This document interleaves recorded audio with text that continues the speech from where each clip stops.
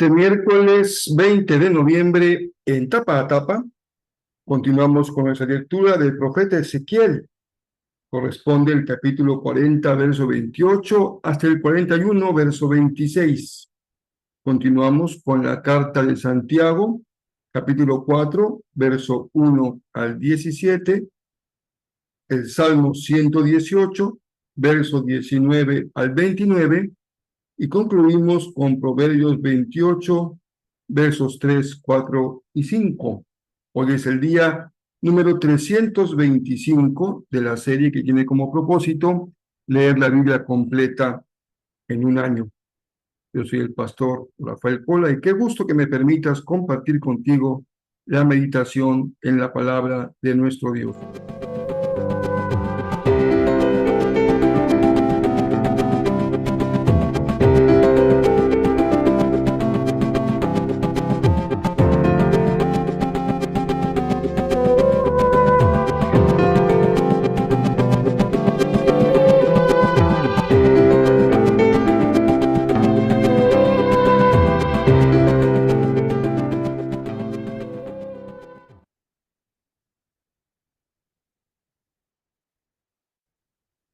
En el centro, en el corazón mismo de la fe de Israel, se encuentran varios elementos que constituyen el núcleo de esta herencia que se recoge en el Antiguo Pacto.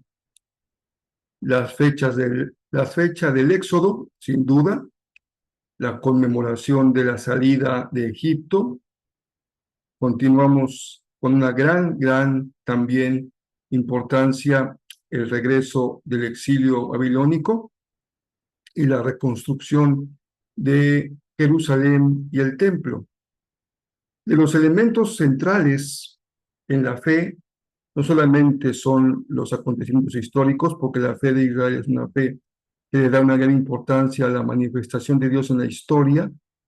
También hay elementos como el templo, y dentro del templo el lugar santo, el lugar santísimo, y más allá el mobiliario, el lugar de la proposición, el arca del pacto, y todos son elementos que van mostrando el corazón de la fe de Israel y de la revelación del Señor.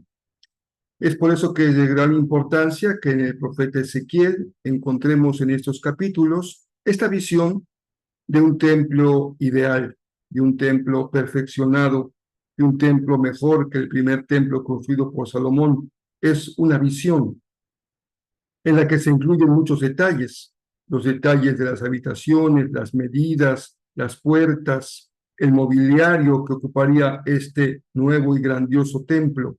Ahora, no plasmado como una realidad, sino como una visión que el Señor le da al profeta Ezequiel.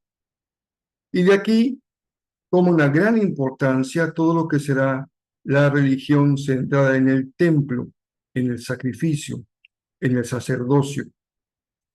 Y por otro lado, con otro vaso comunicante, diríamos de esta manera, también es fundamental en la fe de Israel la instrucción en la ley y todo lo que después vendrá siendo el ministerio rabínico de los rabinos, abocados en las sinagogas fundamentalmente a enseñar la ley y celebrar cultos más sencillos, sin toda la ornamenta de los rituales del sacerdocio y los sacrificios, porque ahora la fe en ese tiempo se habrá de concentrar en la instrucción de la ley.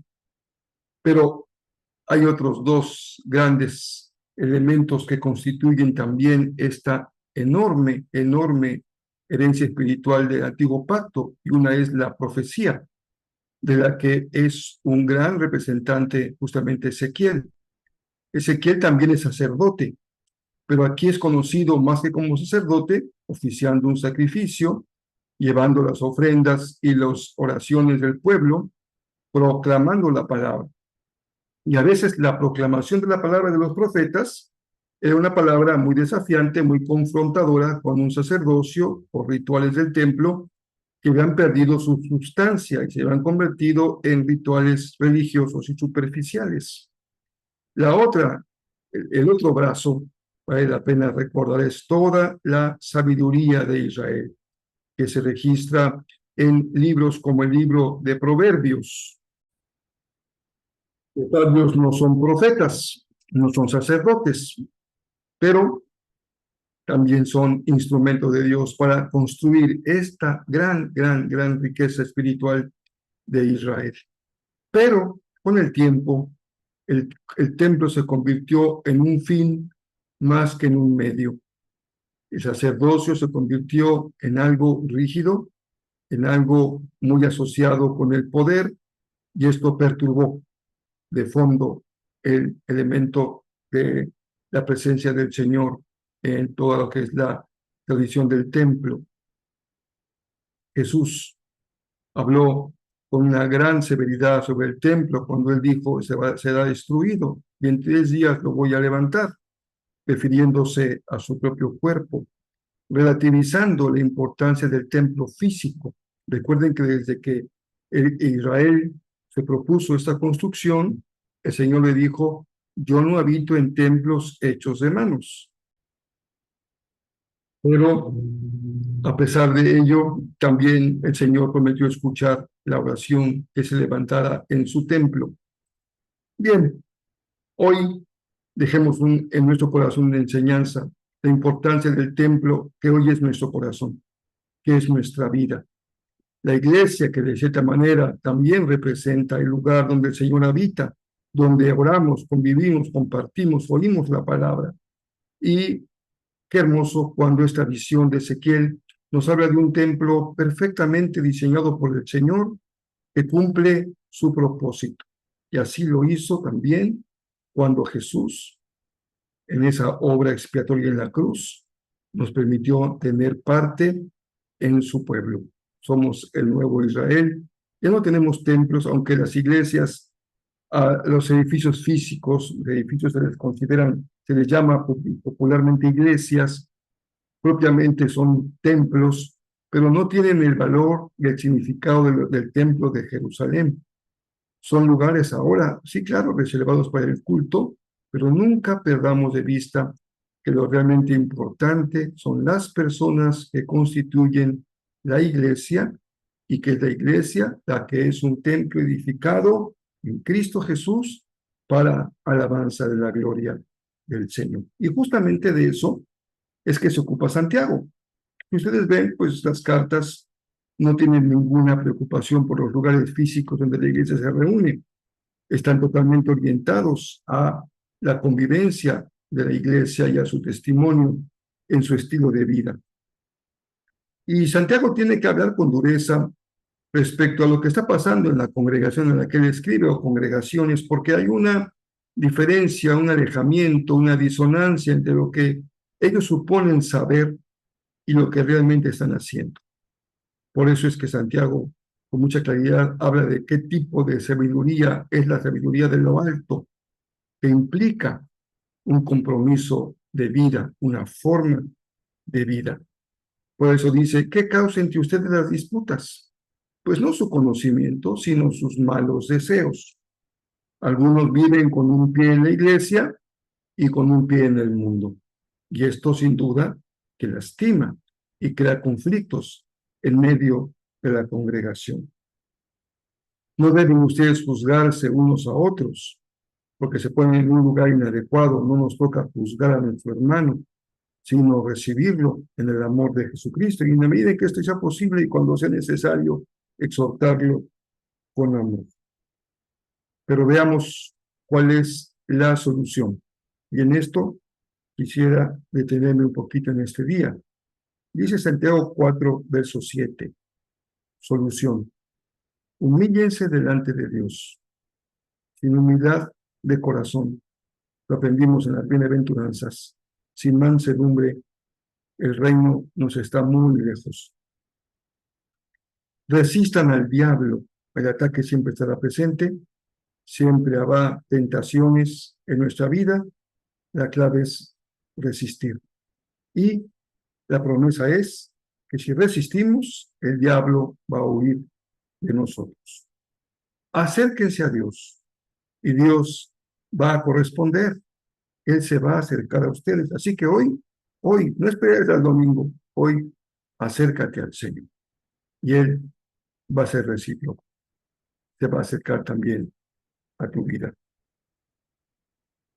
Lávense las manos, pecadores, purifiquen su corazón, porque su lealtad está dividida entre Dios y el mundo. Aquí es un pie adentro y un pie afuera. Pero sean conscientes de su pecado y arrepiéntase profundamente, dice el verso 9, derramen lágrimas por lo que han hecho, que haya lamento y profundo dolor, que haya llanto en lugar de risa y tristeza en lugar de alegría. Creo que es una gran bendición cuando en una congregación, una familia espiritual, hay espacio y libertad para acudir a la presencia de Dios con verdadero arrepentimiento, con un corazón dispuesto a ser purificado y con manos dispuestas a ser también lavadas por el perdón y la gracia de Jesucristo. Y repite el verso 10, humíllense delante del Señor y Él los levantará con honor. Siempre el crecimiento espiritual es hacia abajo. Nadie crece hacia arriba. Todos crecemos hacia abajo, es decir, en la medida en que tú y yo nos disminuimos, el Señor es honrado. En la medida en que tú y yo decrecemos, el Señor es honrado. Por humildad, por mansedumbre, por reconocimiento de limitaciones, por disposición al arrepentimiento. Así que aquí encontramos una palabra hermosa del Señor en Santiago para nuestras vidas y nuestros corazones. En el Salmo 118 recupero una gotita de miel. Este es el día que hizo el Señor. Hoy miércoles lo hizo el Señor. Nos gozaremos y alegraremos en él. No hay que poner la música de mariachi para estar alegre. Basta tener en nuestro corazón la disposición para alabarlo y gozarnos y alegrarnos en él.